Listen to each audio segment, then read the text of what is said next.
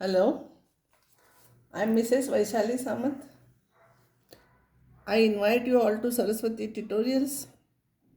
If you like my video, then please like, subscribe it and press bell icon also. Here I am discussing last 17 years C.E.T maths papers. It will be useful for other board students also, and it will be useful for JEE main also. Remember, in my videos for C.E.T, I am not solving single problem which you have solved in 12th standard already. I am solving some difficult and tricky problems here where you are applying your 12th standard mathematics. So better you study all these problems, then you can score maximum marks.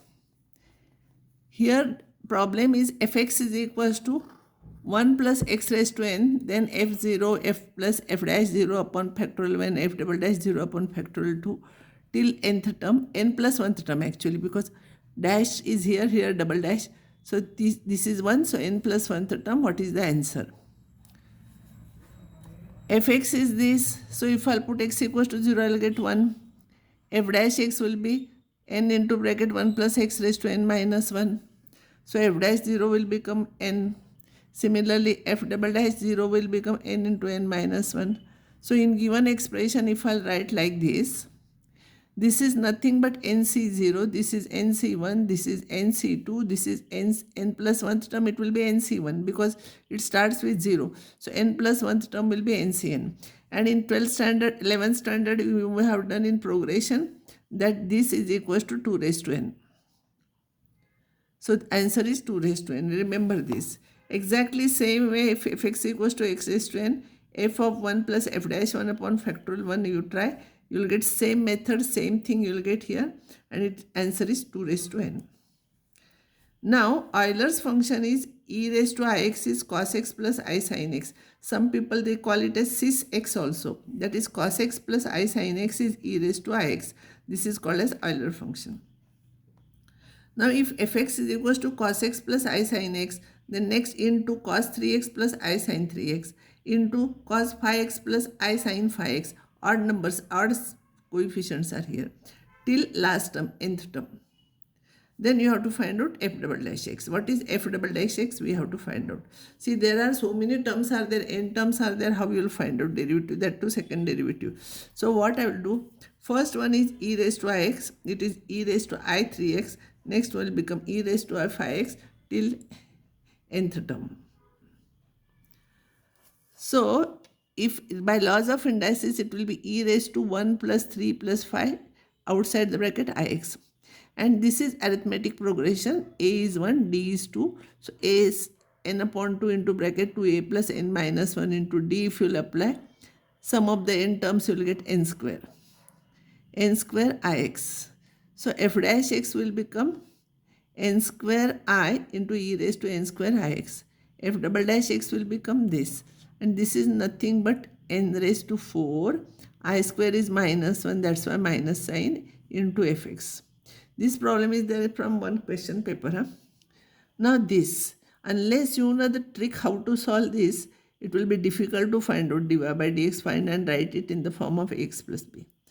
See, this y is equals to, if you will factorize, if you will multiply this, 1 plus x square plus x and 1 plus x square minus x, by using a plus b, a minus b formula, if you will multiply, you will get this. So these are the factors, you should know the factors, and this term will cancel, only this will remain. Now you find out dy by dx and a and b you equate, so you will get this answer. This is very simple.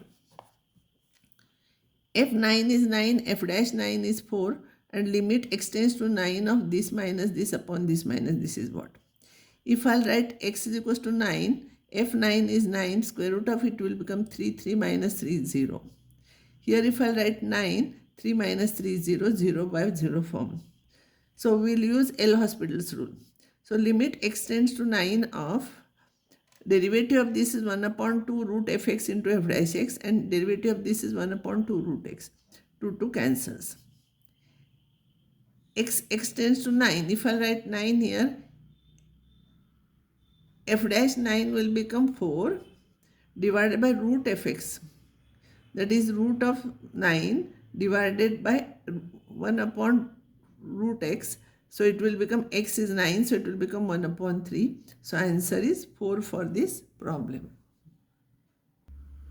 All these problems are from old question papers. So f of a is a square, phi of a is b square, then f dash a is what? As x tends to this f dash a, then what is the value of this? If you will put x is equals to a, then it will become a minus a 0 by 0 form. So use L'Hospital rule, and what all values you know you substitute, this will be your answer.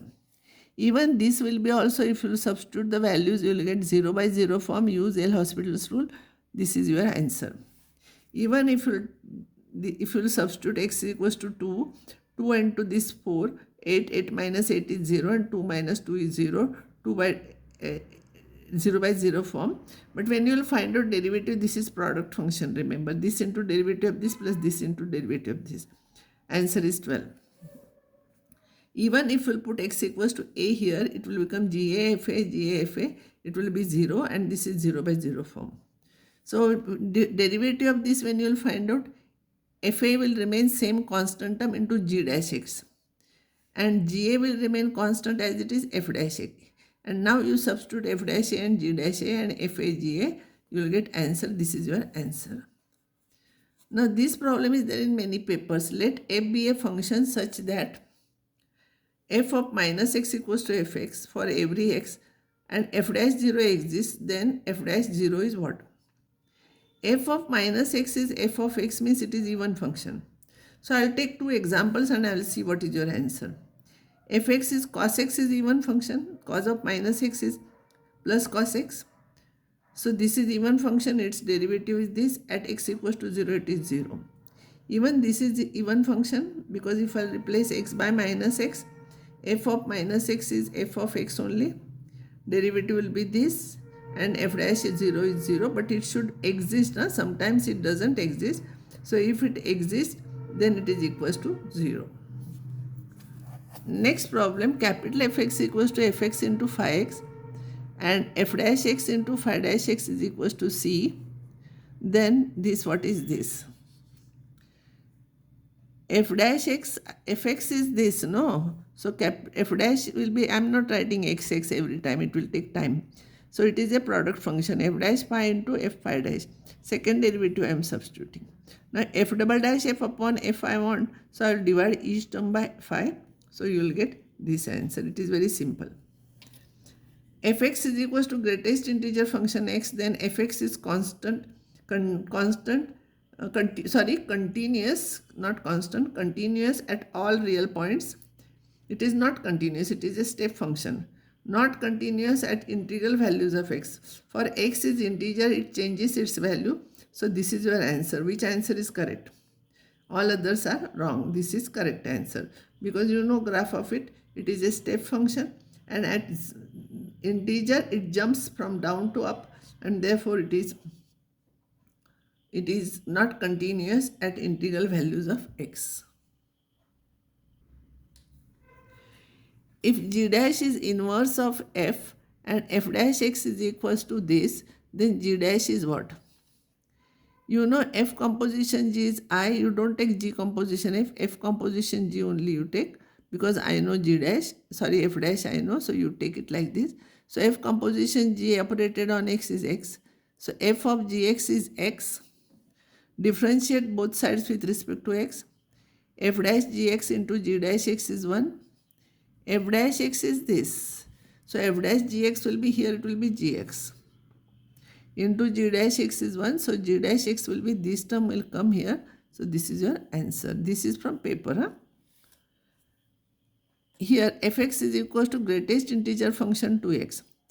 X tends to half plus, just greater than half, it will be just greater than 1. And just greater than 1, greatest integer value will become 1, because it is 0, it is wrong. So this is wrong. Which one is correct? We have to find out.